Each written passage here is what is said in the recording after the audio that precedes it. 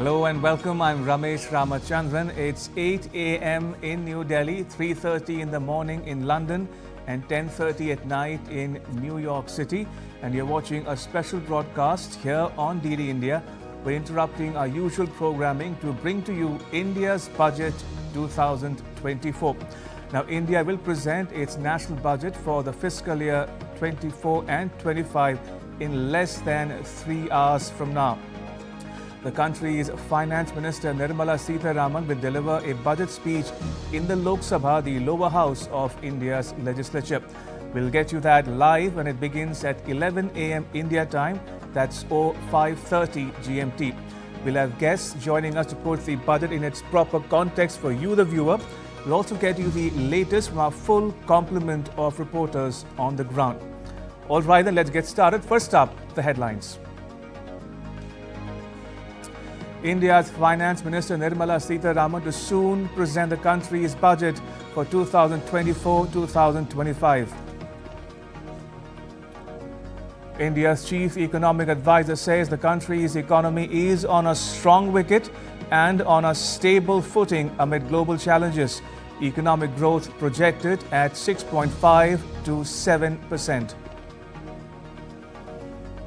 And watch a live and exclusive coverage on India's Budget 2024 all day long on DD India, complete with news, views and analyses. Join an expert panel that will decode the budget just for you.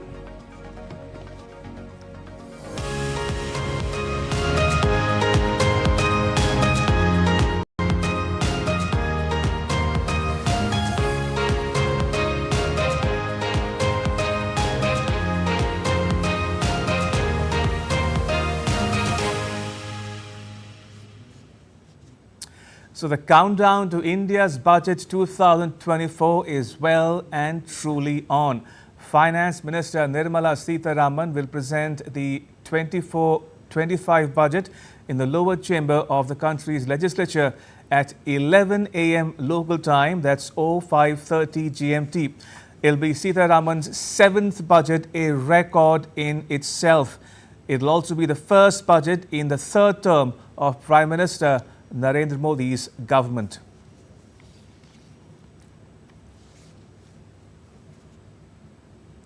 And soon after the budget presentation, Minister Sitharaman will present the Jammu and Kashmir budget for the year 24-25 in the lower house of Parliament. Now, this will be fifth consecutive budget of Jammu and Kashmir to be presented in Parliament in the absence of a legislative assembly in the Union territory. Now, this being an election year in Jammu and Kashmir, some welfare measures are expected in its budget.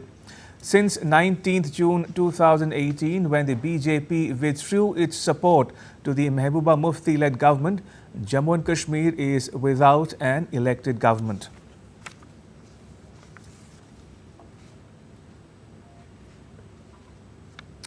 Now, India's Prime Minister Narendra Modi gave a statement to media before the start of the budget session of Parliament in New Delhi on Monday. Prime Minister Modi said the budget will set a direction for the next 5 years and also lay the foundation for fulfilling the dream of a developed India by 2047.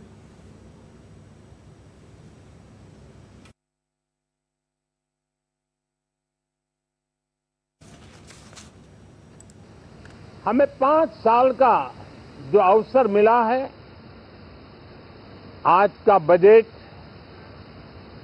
हमारे उन 5 साल के कार्य की दिशा भी तय करेगा और ये budget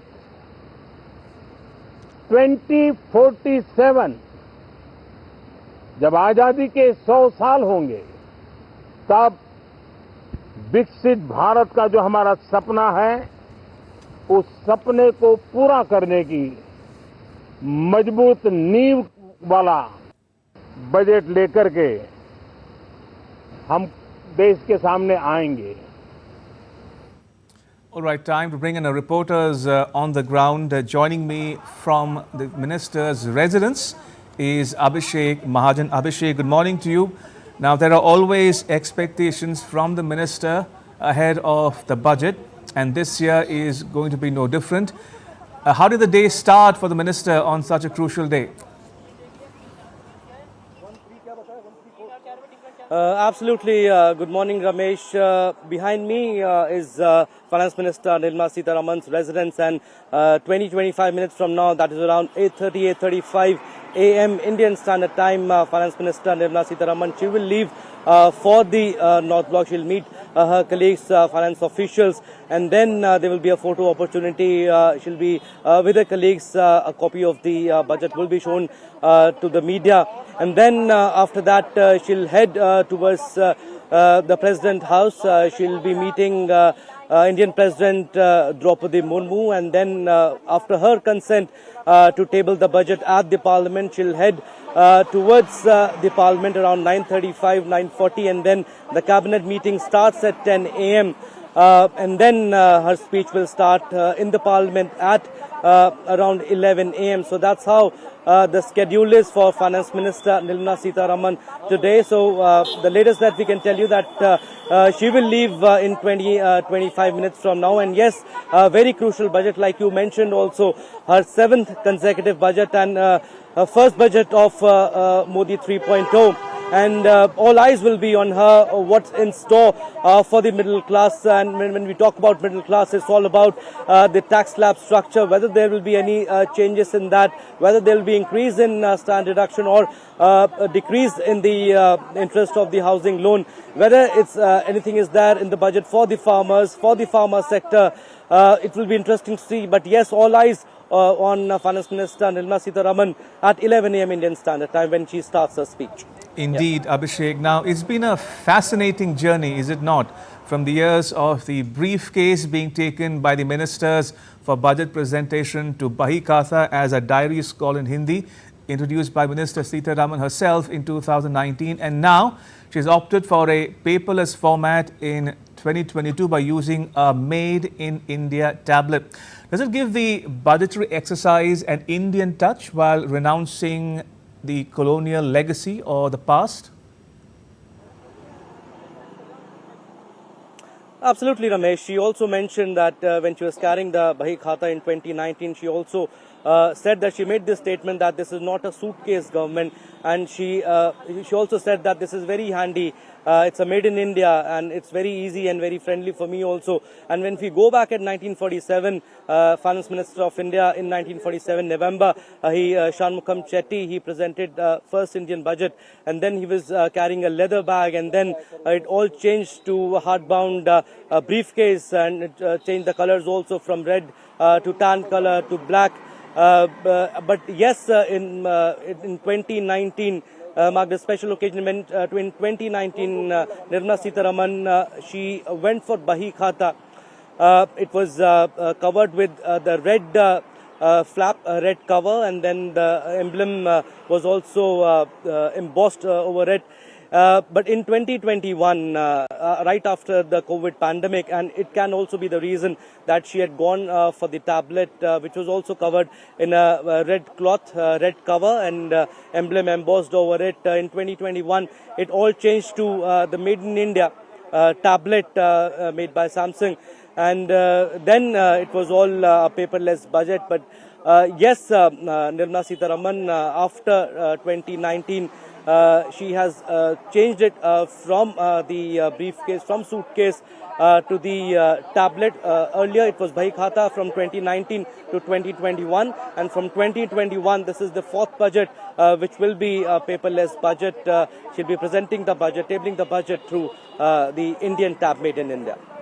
Right, Abhishek, do stay on. I'll come back to you momentarily if time permits on this broadcast. But moving on for now, Minister Sitharaman presented the Economic Survey 2024 in Parliament on Monday. The survey says that India's actual GDP for fiscal year 24 grew by 8.2%, surpassing the 8% mark in 3 of the 4 quarters of FY24.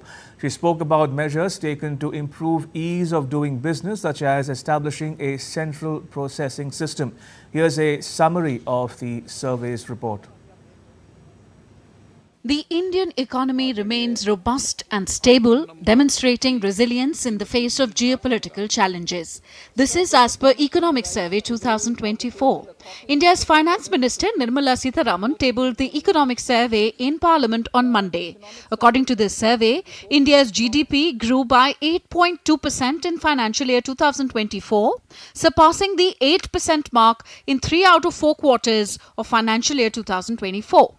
Speaking at a press conference on the Economic Survey 2024, India's Chief Economic Advisor, Dr. V. Anand Nageshwaran, stated that GDP is projected to grow between 6.5% and 7% in 2024-25. The average growth rate in the last 3 years up to March 24 has been around 8%, and as we write in the survey, real GDP is 20% above the pre-pandemic level. Nageshwaran highlighted that agriculture sector is expected to perform better in the coming year. He also stated that it is one of the sectors that can be a crucial driver of economic growth. Agriculture actually still carries a huge potential for driving growth if only we can make sure that the incentives are aligned and allied services in agriculture are also encouraged and land consolidation also happens in a big way. Nageshwaran emphasized that retail inflation had declined to 5.4% in fiscal year 2024, down from an average of 6.7% in the previous financial year. Inflationary pressures under control in the previous 3 years.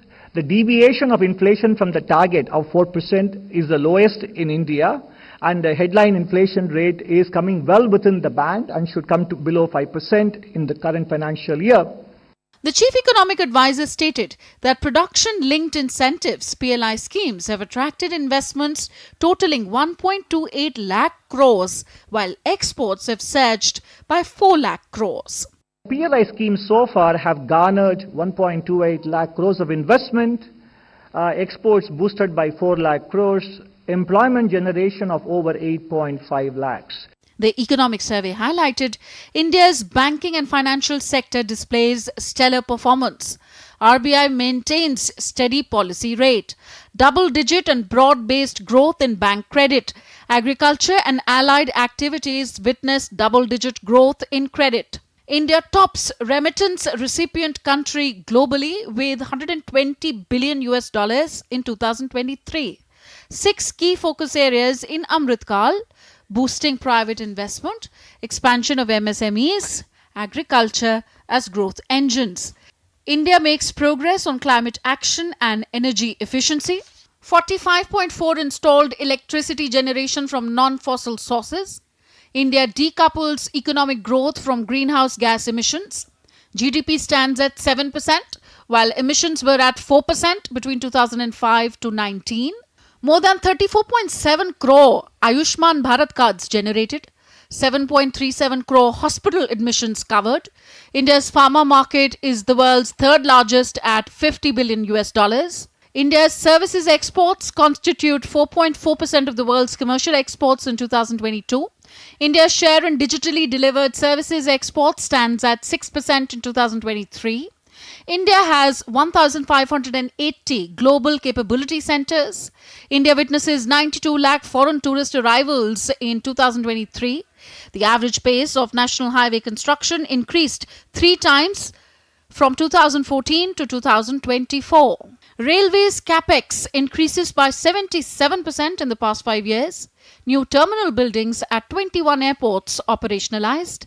Mission Life focuses on human nature harmony, promoting mindful consumption.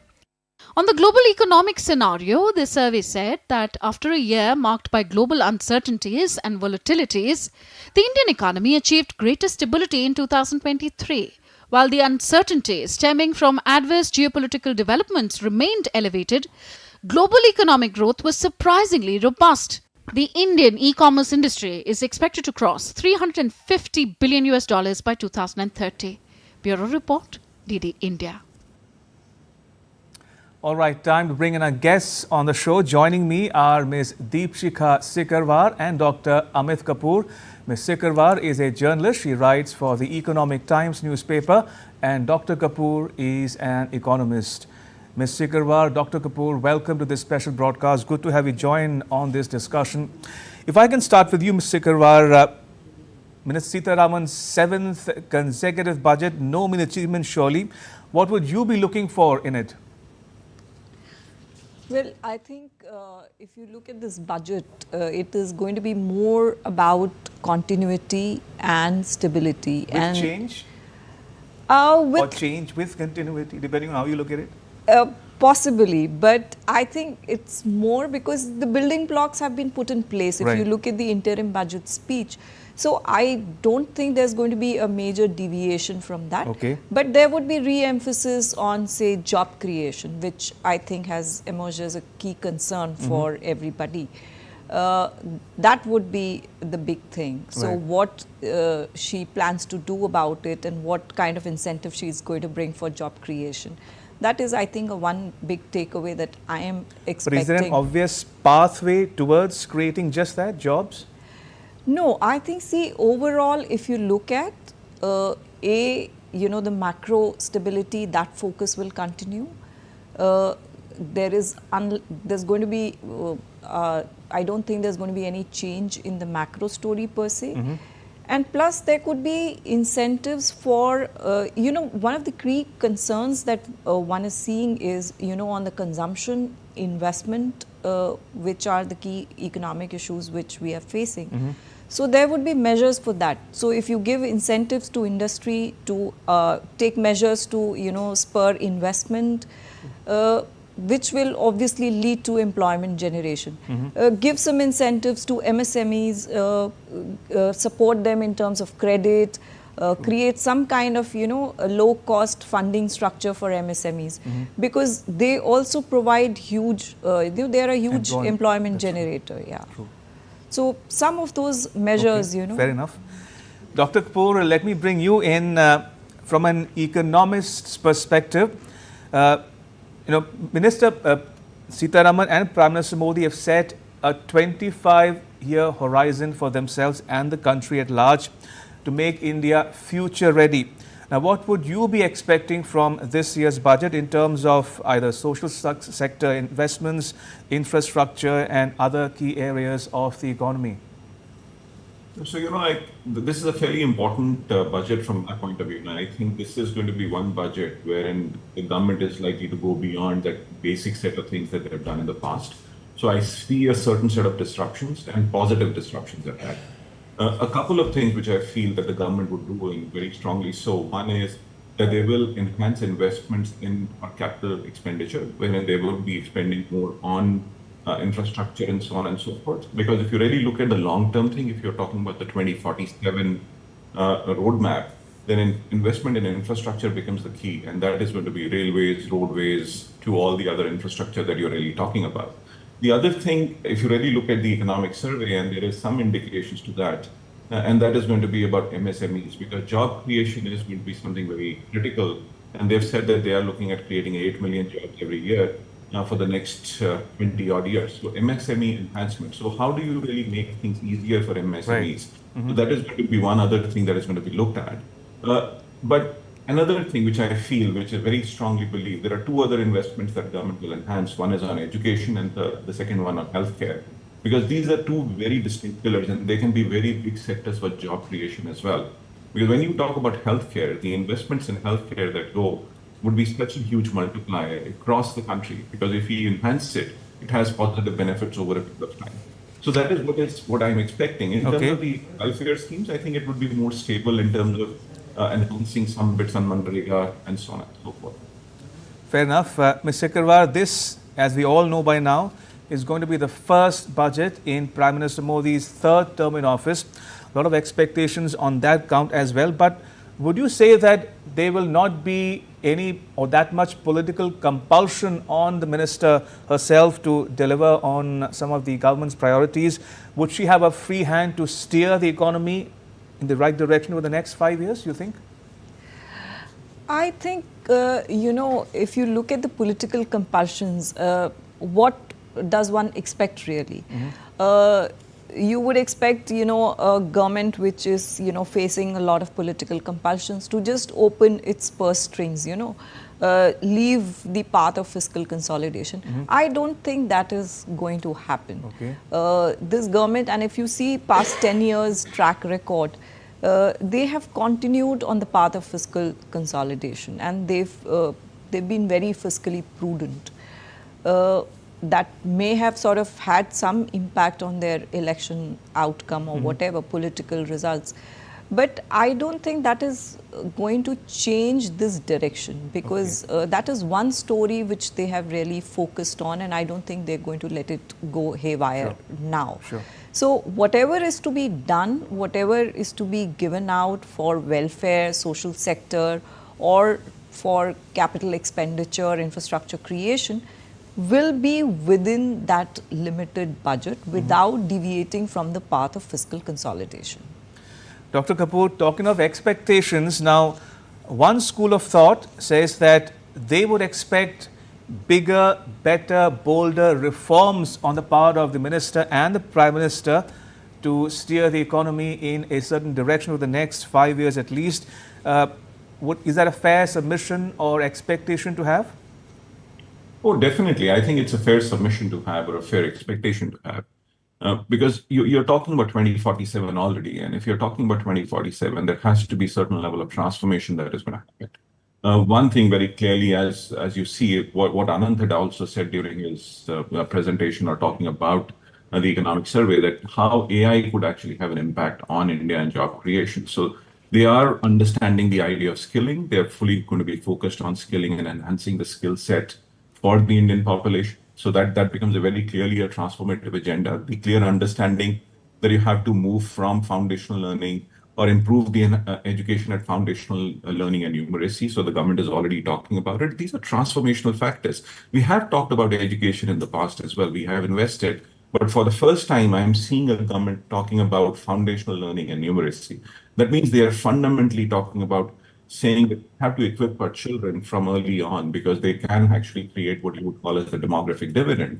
So that is what they're looking at. The other transformational thing, there are a lot of things which will continue, because when you talk about infrastructure, it has a transformational effect over a longer period of time. So enhancement in budgetary allocation there is absolutely a given thing. But the other thing which I feel that could have a transformational impact, and which is already said in some ways within the economic survey as well, is about how you talk about MSMEs and how do you really look at making it easier for the MSMEs. Because across the world, 97% of the GDP effectively comes from the MSME sector across countries. If that is the truth, and if that's the thing, then we have to enhance the MSME sector. I see this budget could be a transformational exercise there as well, because we have somehow missed the idea of MSMEs over a period of time, but it is now only through the PLI scheme where it is said we have to create those ecosystems and clusters, and the government's been talking about it, and we already see the positive impact. So we would see some MSME thing as well. So that is where you will move into ease of doing business for MSMEs, lesser regulation, and so on and so forth. These lesser regulations, like if my compliance burden gets reduced, which I fundamentally think is already going to happen, say something like a new tax regime, the compliance burden gets reduced, it makes it easier for me to do business. Right. So these are transformational experiences. And two other things very quickly. Sure. One, the green transition bit, absolute acceptance that climate change is a real factor.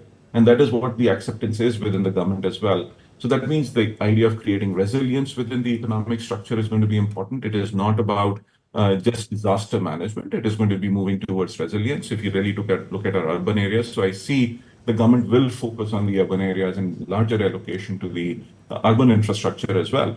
So these are going to be transformational factors which are going to come through over a period of time. And last but not the least, when the Prime Minister says the idea of life, that also has a very important factor wherein you're saying that how individuals can make a contribution towards a greener India. So it is not just a one-way street. It is not about talking about just what the government will do.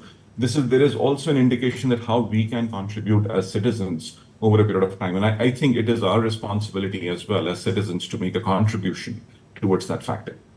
Right, Dr. Kapoor, Ms. Sikarwar, do stay on. Let me now get for our viewers some industry perspective as well.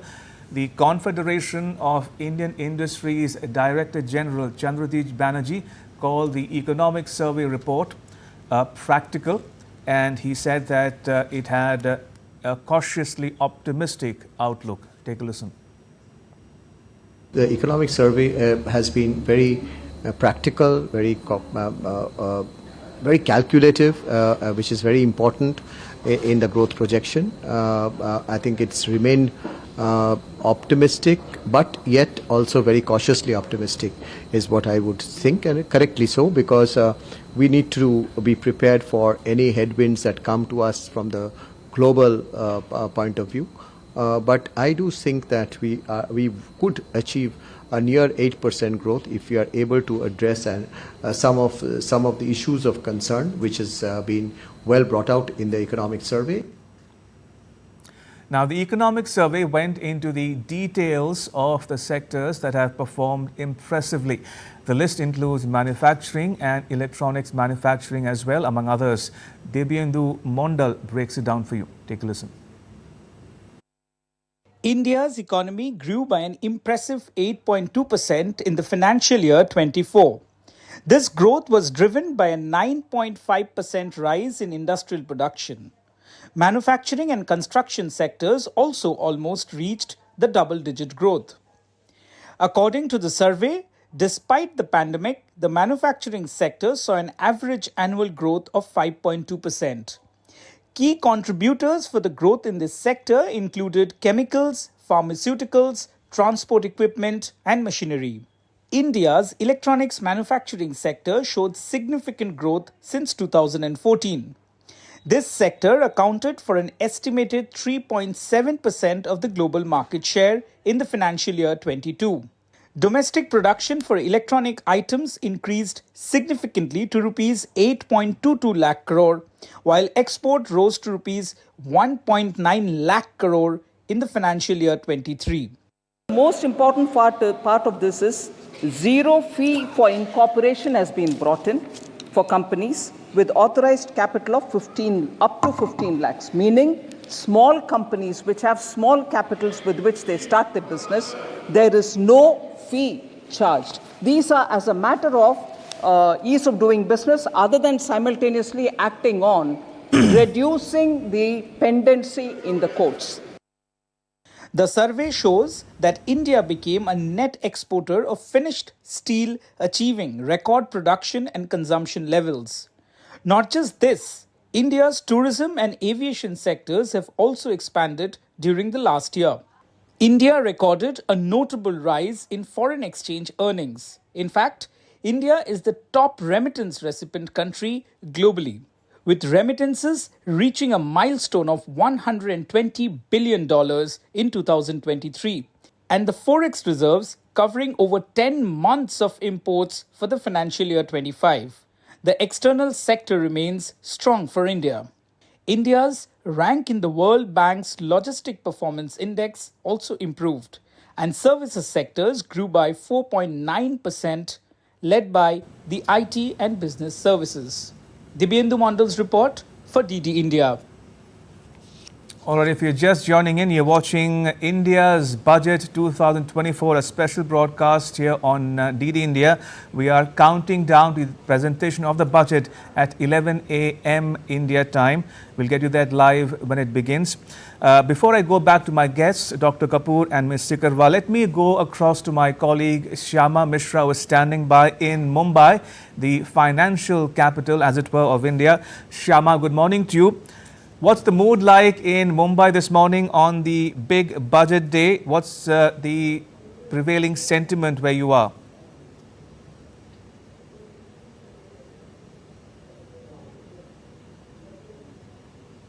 Well, Ramesh, good morning. And we are talking about the big day when, everyone was expecting, and the expectations would now be either seeing the light of the day or they'll be disappointed. But yes, we have to say that whenever we talk about expectations, it's always the common man that we start with, that we begin with first. So here we are talking about the income tax slab. So a common person, a common man who is a salaried person, he's always expecting, he or she is always expecting that the income tax slabs be increased, or there should be, larger exemptions so that they have more money in hand and the disposable income increases. When the disposable income increases, it obviously gets into into the system and the economy benefits from it. So there's a larger benefit to that once the income tax slabs are increased. Apart from that, we are also talking about corporate tax. When corporate tax is simplified, then there'll be more opportunities of investments from the corporate side. We are also talking about markets, and markets are having various expectations. One of them is primarily the either cutting down completely or lowering the income, the capital gains tax. Now we all understand that of late the awareness of the investments in the Indian share markets have increased, and that is why people are also benefiting from it. But the particular the capital gains tax is hurting, it's actually pinching the investors. So they are wanting that this should be either completely done away with, or there should be some relief in this particular sector as well. We are largely, the industry is largely expecting that there'll be various thrusts in various sectors, and starting off with infrastructure. We all know how, Mumbai, and not just Mumbai, not just any urban city, but also the rural areas, how the connectivity is increasing, and that is why, and that is because of the thrust coming in from, the logistics, the PM Gati Shakti, how everything should be connected, the port, the railways, the road, all this infrastructure should be well managed, and everyone is expecting, even a common person is expecting, that there should be more and more number of projects that should be coming in, that should be built more towards the rural areas, and that gives a better connectivity. Apart from that, people are also expecting that there should be more investment for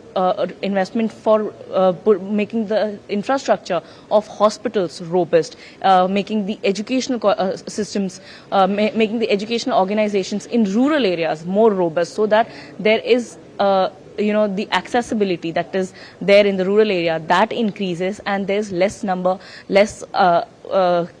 chances of migration problem. So overall, this is the concept that everyone is expecting. And I've also mentioned about the markets. We will have to wait and watch how the markets are going to react, because we have seen mostly on the budget day, markets have not done well. They have always been volatile, and today also we have to keep an eye on the markets, how they are going to react. But more or less, yes, it's going to be a budget that will be catering to the economy. And we are expecting that there'll be a balance between the fiscal prudence, the boost to growth, and also various sectors would be getting the necessary emphasis which is required to take India to becoming a Viksit Bharat by 2047. Over to you. Right, Shama. So do keep an eye on the markets, as you said just there, and we'll come back to you for more as we go along. But thank you for now. Appreciate it. All right, going back to our guests joining us on the show, Dr. Kapoor and Ms. Sikarwar. Ms. Sikarwar, if I can start from where Dr. Kapoor left in his intervention there.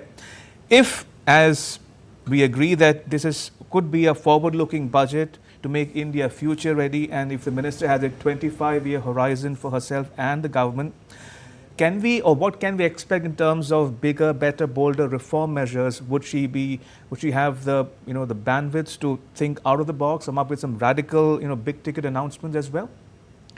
Well, some big-ticket announcements are definitely expected. But if we talk about reforms, I think the government has undertaken a number of reforms. But now going forward, most of the other reforms, and she did speak about, next gen reforms in her interim budget, but those would essentially lie with the states. So whether she announces some mechanism or whether they work out some mechanism going forward, create a structure like GST Council to pursue these reforms in the states so that, you ensure that they go through. Right. Possibly that is something I would look forward to. I'm not so sure if it is coming. One. Yeah. What else? Otherwise, I think it would mostly be on how to sort of, create this groundwork, do this groundwork to reach the 2047 goal of being a developed nation. So what needs to be done? How to prepare your industry, how to ensure that you create jobs for your youth, how to ensure your MSMEs grow, how to ensure your rural sector performs, your farm sector performs. So some interventions on those lines. Of course, apart from, ease of doing business, ease of life, all those issues which Prime Minister has been flagging that this is going to be the direction that the government is going to take. So I think these are broadly the measures. But when we talk about reforms, I think now the ball is largely in state's court. It has to be delivered on ground there. That last mile lies with them. Sure. Fair enough. Point taken. Dr. Kapoor, just to, not to put too fine a point on what we are discussing, if you look at the, the macro scenario in terms of when we talk about jobs, we talk about MSMEs, what kind of incentives do you think the budget might offer to spur private investments in the economy? So, a couple of points. I would just like to take what Deepika had said first. There's a very important point which he said, and that is reforms at the state level. I think we just cannot ignore that. The budget has a limited thing that it can do, but somewhere the larger reform will have to happen as to how states function. Because within the federal structure, the central government can only do a certain set of things.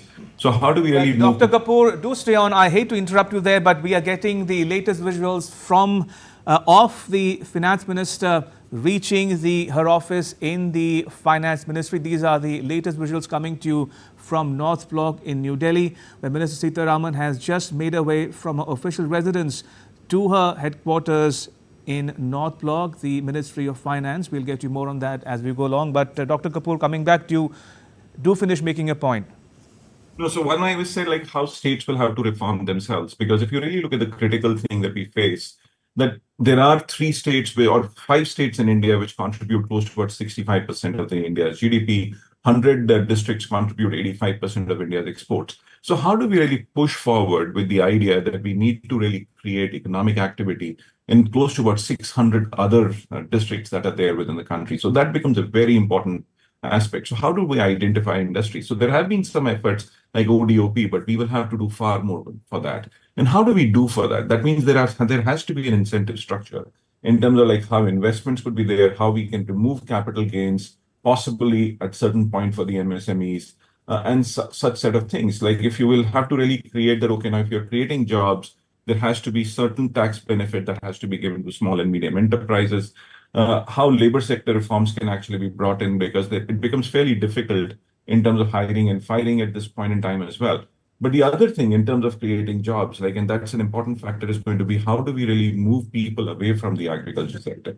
Having said that, one is improve productivity for the agriculture sector, which is going to be critical. The second thing is going to be that how do we move quite a dominant workforce that is within the agriculture sector to the other sectors. So that is where MSME becomes very critical, and improve the ease of doing business. What you call as quality of life or ease of doing business, all of them will have to be looked at in tandem to really move things forward.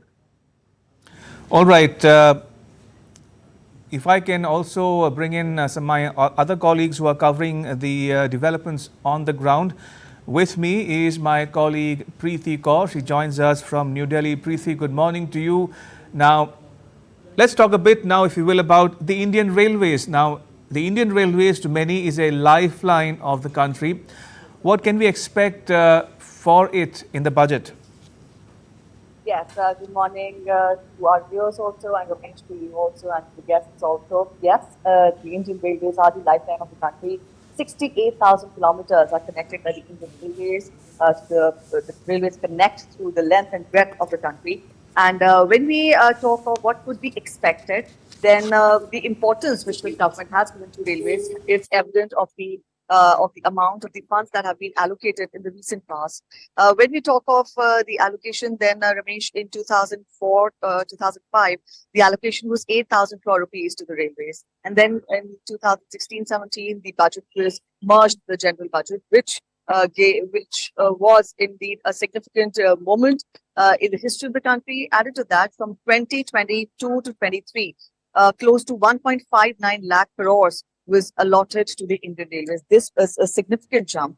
And after that, 2023-24, close to 2.4 lakh crore rupees had been assigned to railways. And in the interim budget, the last budget, which was announced by the finance minister before the general elections, the amount allotted to the railways was 2.5 lakh crores. So, given the significant jump we are seeing in the amount allotted to the railways is evident of the fact how important and crucial railways are for the Indian economy.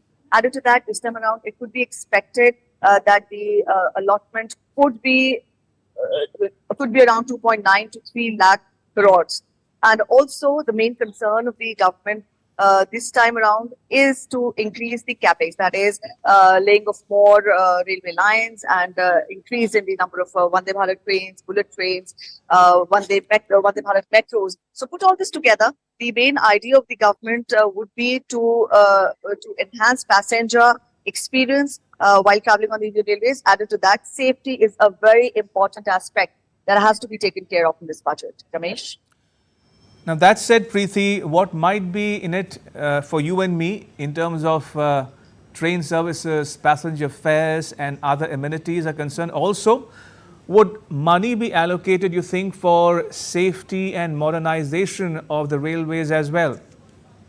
All right, Ramesh, when we talk of the responsibility of the Finance Minister today with regard to the railways, then it would be for her like walking on thin ice, because on one hand, she has to augment the railway infrastructure in the country. At the same time, she has to take care of the safety measures that are being put in place in the railways for passenger safety. Now, when we talk, I'll talk about both of them. First, we'll talk of how you and me will be benefited. Then there is talk of increase in the number of Vande Bharat trains, Vande Bharat metros. Now, these Vande Bharat metros will be the trains that will be connecting cities and towns and states with lesser than 150 kilometers of distance.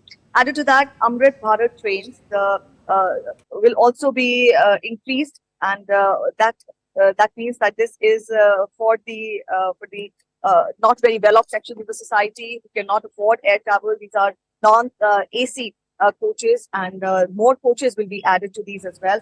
And also, when we talk of the connectivity, then in small towns and cities where population is between 50,000 to 75,000, these cities will be connected to the railways. They will come on the network of the Indian Railways.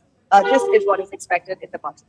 And the main thrust of the budget allocated to the railways has been on the capex, Ramesh. That means laying of more trains, laying of more railway tracks, and introduction of more trains, Vande Bharat trains, bullet trains, Vande Bharat sleep chair car, and also Vande Bharat metros. So the idea of the government would be to bring in more trains, to start more trains, and to bring in more trains on existing routes so that passengers can have ease of travel. Added to that, safety is a very important aspect when we talk of the concerns for the finance minister. Ramesh, from July 2021 to June 2024, 131 train accidents took place, and out of these, 93 were derailments. The latest in this was July 18th, Gondar train accident, and also last year we saw the Balasore train accident, which claimed many lives. So safety is a very important aspect of rail travel in the country. And for that, we have the Kavach system that is already in place. Kavach is the anti-traffic collision system or technology that has been adopted. Now, this has been adopted on the Delhi-Mumbai and Delhi-Kolkata rail route, which is close to around, say, 1,500 kilometers. The idea is to expand this to the rest of the networks throughout the country. And when we talk of the interim budget, then 4,431 crore rupees had been allotted to this Kavach system, this Kavach technology, which is way less than what is generally allotted for the capex. Right. So this would be, I think, a very important concern for the finance minister to look into when she will be announcing the budget today. Ramesh? All right, we leave it at that. Preeti, thank you. Appreciate it. That was my colleague Preeti Kaur reporting from New Delhi. Right, now while we are waiting for the minister to step out of the ministry with that much anticipated moment with when she sports the red envelope, as it were, in modern times, she would be seen with a tablet, not the Bahi Khata of yesteryears. But while we are waiting for that, if I can bring in my guests back in the discussion, Ms. Sikarwa, just to harp on that point that my colleague Preeti was making, the survey report says railways capex increases by 77% in the past 5 years. But talking about safety and modernization of Indian Railways, do you think Minister Sitharaman would be willing to bail Minister Vaishnav out in terms of on these two aspects or features? I wouldn't use the word bail here, but definitely I think there would be capex support for railways going forward. If we know, railways is undertaking a lot of modernization, station redevelopment is ongoing. So there is a lot of funding requirement there. And we've seen, 3-4 accidents, 3 accidents which have happened like very in short while.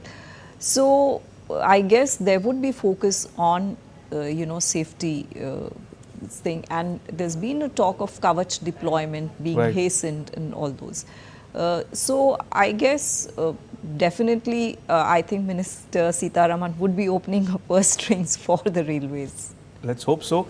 Dr. Kapoor, now while we are waiting for the minister to step out of the headquarters and make her way to the Lok Sabha, the lower house of India's parliament, to present her 7th consecutive budget, let me, pick your brains, as it were, on something that I wanted to ask you. If this budget were to tick all the right boxes for you, what would you be looking for? Oh, so 3 or 4 things. Like one is very clearly increasing expenditure or capital expenditure. Improve the budget allocation from 3% to much higher than that, wherein we are committing to higher expenditure over a period of time. The second thing is going to be clear investments in health and education. And of course, bringing in a certain level of state reforms, as Deepshikha had said.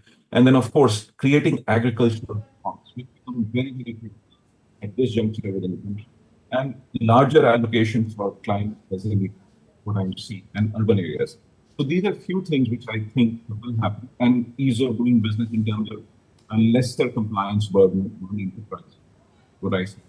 And last but not the least, one more thing which I think will happen is possible change in the tax slabs, and the whole regime will move to a better, easier thing over a period of time. Fair enough. Ms. Sikarwar, now as the survey report mentioned, one of the key focus areas in this so-called Amrit Kal or 25-year period would be on agriculture as a growth engine.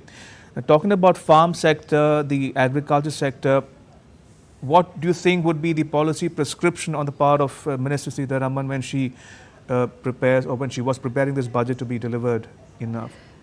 Definitely. Without the farm sector, I think India looking at becoming a developed nation by 2047 is possibly not going to happen. So, rightly so, I think the survey points out that there are interventions required for the farm sectors. But large part of, if you look at reforms, they lay with states. Like I said earlier, it's an area where states have a definite role. But from centre side, I think there would be some interventions in terms of how do you sort of increase farm credit? How do you increase, insurance? How do you get farmers to, increase productivity? How do you enhance, their income levels? So have some programs, government's already sort of announced in the past horticulture programs, which can possibly lead to increase in farmers' incomes. So there would be some interventions on those lines coming up. Now, just to build on the point you're mentioning, you seem to suggest that a lot depends on how the states respond to her entreaties or her proposals.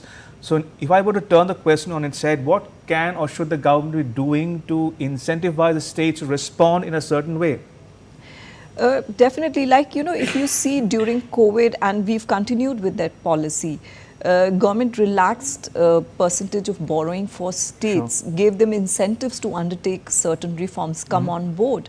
It happened for the power sector, it's happened for other sectors. So possibly something can be done on those lines, because market reforms are really needed for agriculture. And also, I'd like to mention, there is this entire policy which we follow with regard to farm sector. we get so consumer focused. The moment, you know, a price of a commodity rises, immediately there'll be a ban on export. We are not allowing, you know, agri commodities to create a market for themselves abroad. So I think we need to have a consistency of policy going forward. Fair enough. Right, let me get you some more reactions that are pouring in. Now, while tweaks in income tax slabs is what everyone would be looking out for, various sectors, including healthcare, are expecting a lot from this year's budget as well. The healthcare industry is still awaiting the government's promise being fulfilled of spending 2.5% of the GDP on healthcare. We hope this will happen. There should be an increased focus on diagnostics, on preventive healthcare. Prevention is better than cure. Prevention is also cheaper than cure. And towards that end, I think the government needs to incentivize the healthcare industry. Now, if you're wondering, how is India's budget prepared? Well, from meetings to the President of India's final approval, we take a closer look at the process and make it simpler for you to understand. The Union Budget is an important document that outlines the government's fiscal policies, plans and programs for the upcoming financial year. The budget-making process begins in August and September, almost 6 months before its presentation date. Since this was an election year, an interim budget was presented on the 1st of Feb, while a full budget will be tabled on July 23rd. What does the Union Budget tell us? The amount of money that the government is planning to raise, the amount of money that it wants to spend, the amount of borrowing that it has to do from the market. The process of making a budget involves a number of steps. The Finance Ministry issues circulars to all ministries, states, union territories and autonomous entities at the initial stage in the budget-making process. These circulars include skeletal forms as well as the necessary guidelines which are used by ministries to express their needs and demands. These ministries disclose their earnings and expenses for the previous year in addition to offering estimates. After receiving requests, top government officials evaluate them and have discussions with ministries and the Department of Expenditure. Once the information has been validated, the Finance Ministry then allots revenue to various divisions for their impending outlays. The Finance Ministry also arranges pre-budget meetings with different stakeholders to gain knowledge of their recommendations and requirements. A few days before the budget is announced, the government has an annual tradition of conducting a halwa ceremony. The ceremony heralds the start of budget document printing. A giant kadai or a large frying pot is used to produce halwa, which is then fed to the whole workforce of the Finance Ministry as part of the ceremony. The presentation of the budget to the Parliament is the last phase of the budget-making process. On the first day of the budget session, the Finance Minister conducts the presentation. The Minister summarizes the document's key points and explains the thinking behind the proposals during the presentation.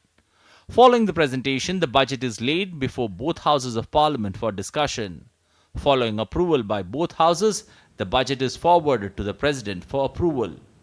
The importance of the budget document can never be overlooked as it determines how the government functions and spends its resources to develop the nation. Bureau Report, DD India.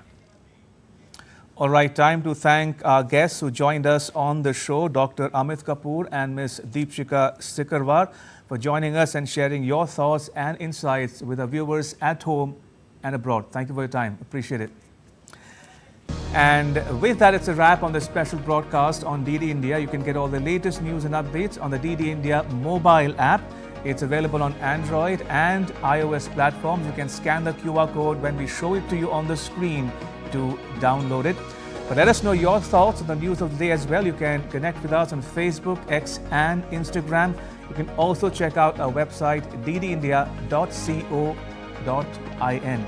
We'll be back with more news as it breaks here on DD India. I'm Ramesh Ramachandran. All of us here in New Delhi. Thanks for watching DD India.